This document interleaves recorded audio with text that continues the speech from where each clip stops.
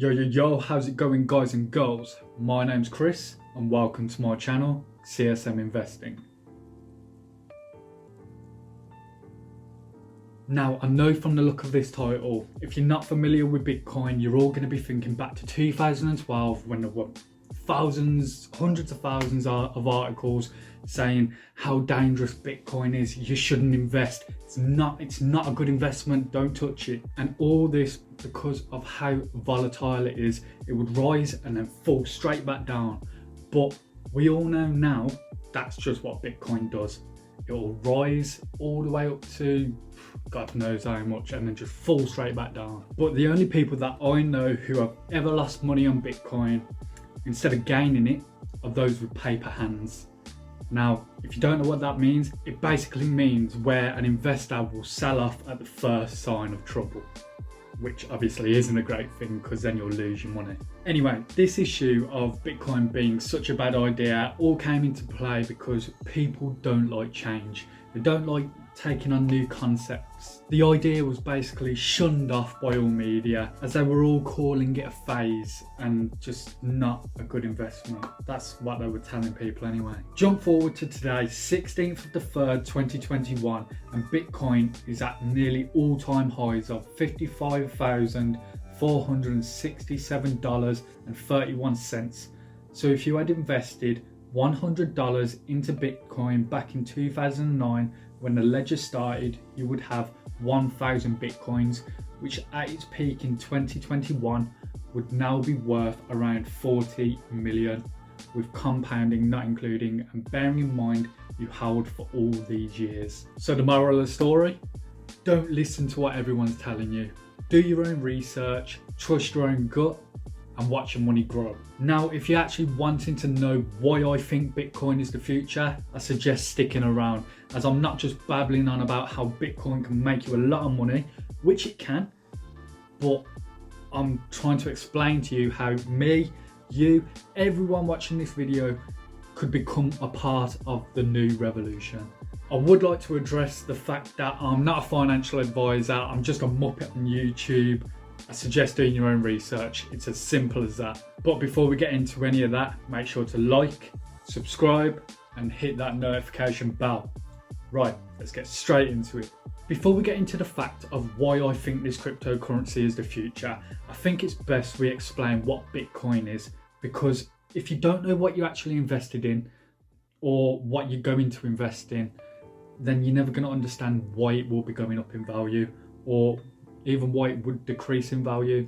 So, Bitcoin is a cryptocurrency that was invented back in 2008 by an unknown source called Satoshi Nakamoto.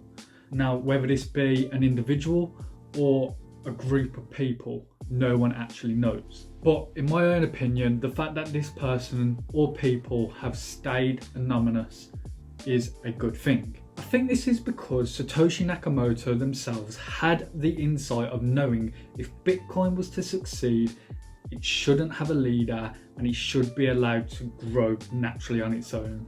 And obviously they thought this was the best action to take. Certain figureheads can cause controversies which then influences the price, and then Bitcoin wouldn't be its own entity. An example with this case in point would be Elon Musk and Tesla. Since they are the same entity, you can't have one without the other. Now, I get it, you're thinking, well, how can a bloke be a company?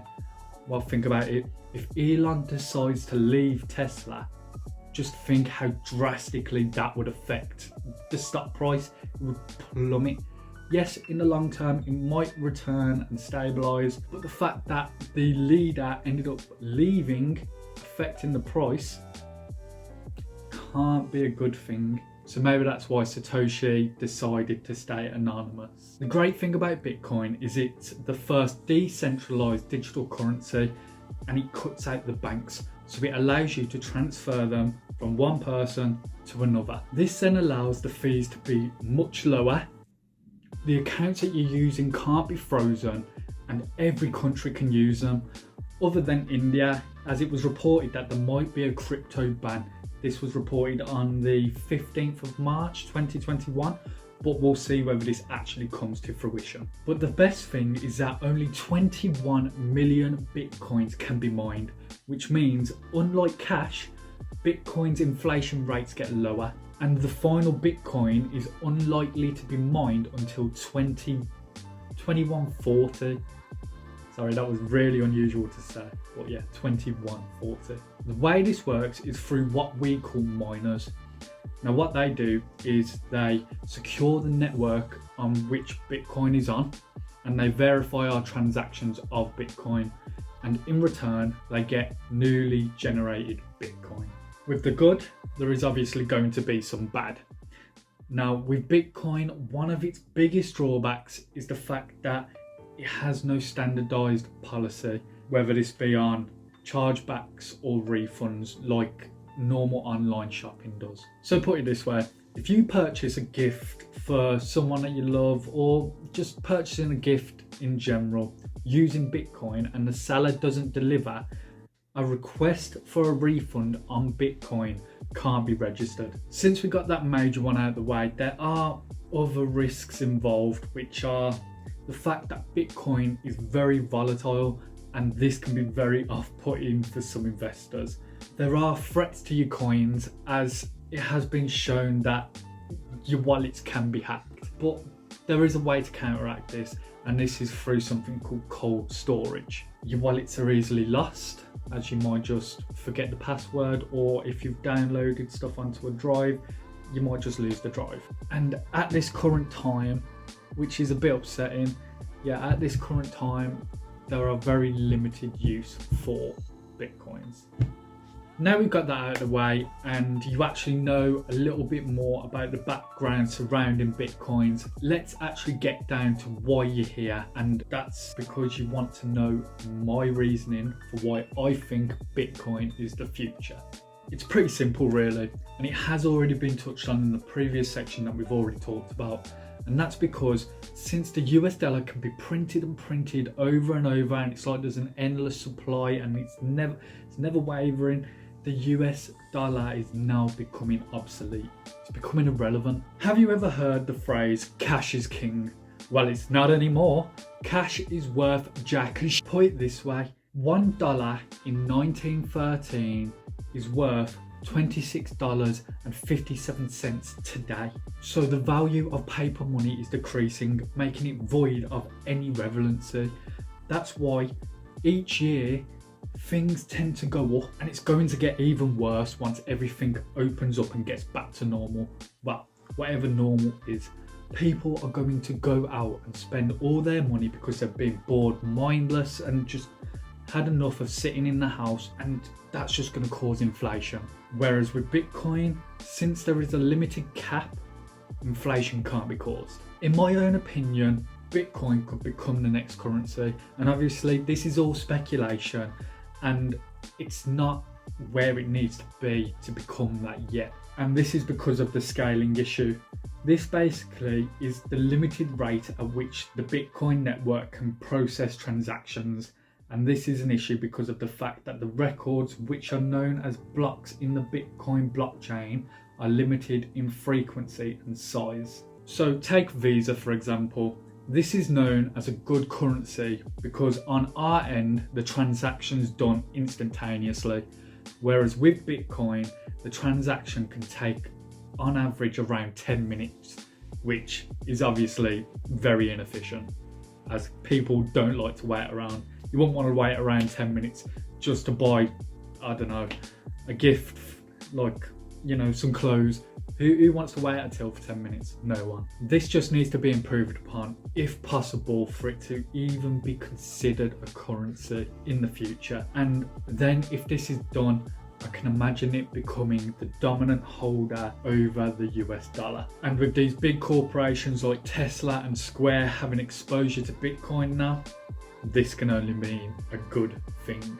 Me personally, I am invested in Bitcoin, and it only makes up 2% of my overall portfolio, but I am going to be increasing this to around 5 to 10% of my overall portfolio, as I do believe in Bitcoin's future. but not just that cryptocurrency. If you do want to learn more about which other cryptocurrency, I strongly recommend buying. Keep an eye out on next week's video. If you want to start investing in Bitcoin, I suggest using apps like Coinbase and BlockFi, as the fees are relatively cheap, and with BlockFi you get 6% interest on the Bitcoin that you buy. So yeah, as you can see, with the increased interest with big corporations and all that Bitcoin has to offer, it's really a no-brainer to invest. But just remember all the points that we've gone over in this video, and make sure to do your own research. And as an extra bit of advice, only use money you're willing to lose. I've said this so many times in previous videos, but I can't stress this enough. And as I've said previously, with the good, there's going to be some bad. So that's why I always stress, do your own research. Don't just listen to me, and don't just listen to anyone else on YouTube. My final thoughts here are that we could be at the beginning of a revolutionary change in how currency works. You're safe. You have been rescued by the Robot Revolutionary Front. I'm Sparks, the brains. And I'm Robotsky, the muscle. I'm Mike, the fridge. Think back to how people would have felt about paper money changing into a card. There would have been fear, there would have been doubt. But now everyone holds either a debit card or a credit card. And the same will happen with some form of cryptocurrencies in the future. And having early exposure now is what will get you at the forefront of everything instead of being left behind. I'm Chris, and thanks for coming to my channel. Peace.